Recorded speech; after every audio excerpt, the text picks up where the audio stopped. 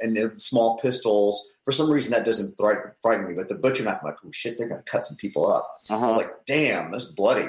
And I find we've already seen them leaping off the buildings with knives when they did the ropes on people. I know, but the butcher knife in particular just seems particularly brutal. And I actually feel like that's kind of a wasted moment because I see that too. And what I wish that I'd seen are moments, that are mini stories that break off of this, or one guard maybe has fallen to the ground and suddenly here's a gorilla lumbering at him with that knife. And it's like, oh God, now take me up in that terror. Give me that. But I will give you this. I finally see orangutans, in the mix of this. If you look in the background, there they are with their little, really bad masks. I don't think they made any true hero masks. Oh, there they are. Look at them. There are a couple of orangutans just kind of in the background. It's like, go. The smart people are here to they don't have butcher knives. They just have, they're going to slap them.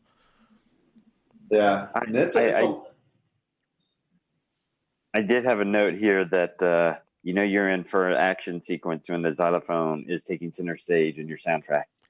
Well, I do like that because I thought, as a musician, I like that when they use percussive instruments for the apes, because you're going back to what is considered the most rudimentary of truth of music is that you strike and it makes a sound. I like that. Anytime they use percussion of any sort for the apes, I love it.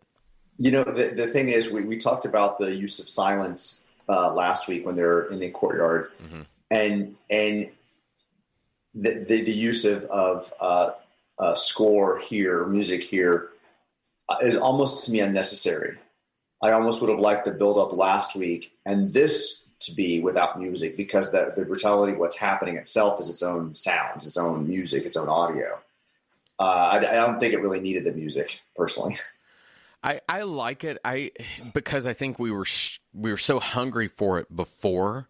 But in this and coming minutes, Tom Scott is showing his jazz background, because a lot of the stuff that's going on in that is very jazz instead of orchestral. If you really kind of look at what it's doing, there's a moment coming later in this week where I was like, oh, they're going to kick in a big band song because the snares are on, and I thought, wow, that's a bizarre cue to use. Anybody that kind of at least knows jazz will understand what I'm saying. There's some really, really weird things that he's pulling here. Once again, I kill the minute when I go off on my tangent like that. Here's the thing. We can criticize these minutes. I think these may be amongst the most compelling and well-done minutes consecutively in the entire film. I don't think there's a lot to fault other than that you can say, I wish they'd done this and this. I think that they're conveying their message. I don't think that you can point out and go, God, that's awful. I think it's working by and large. Would you guys agree? Yeah. Yeah. Yeah. Sean almost sounds like a yeah. No, I agree. I agree. These are very, very effective minutes in terms of what's happening. I think when we get later in the week, Sean brought this up last week. I would have liked to have known the playing field area a little bit better, just so I know exactly where these apes are coming from, what's happening. With that to be a little more defined. But I don't know that it needs it necessary for this chaos. It's just something I would like to know where what we're going for. Right. I mean, we'll know later on where they're moving, but right now, what are they moving towards? And I think that's where we definitely missed that moment. Instead of Caesar giving the Phantom of the Opera nod from high above, if he had given any sort of a plan, even if he had said, I have a plan, I know what we're going to do. If he just simply said it, otherwise it just feels mush.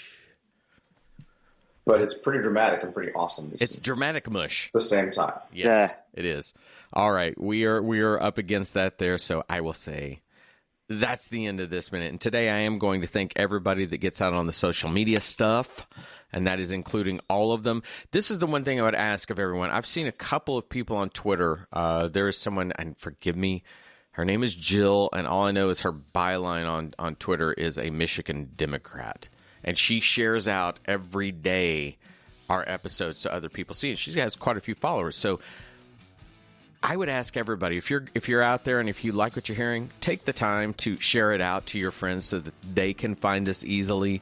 It's one thing to go say, hey, I really like what these guys are doing. It's another to give people the link. And we would appreciate that. The more numbers we get, the better it is for us. So that is my beating of the chest for the day.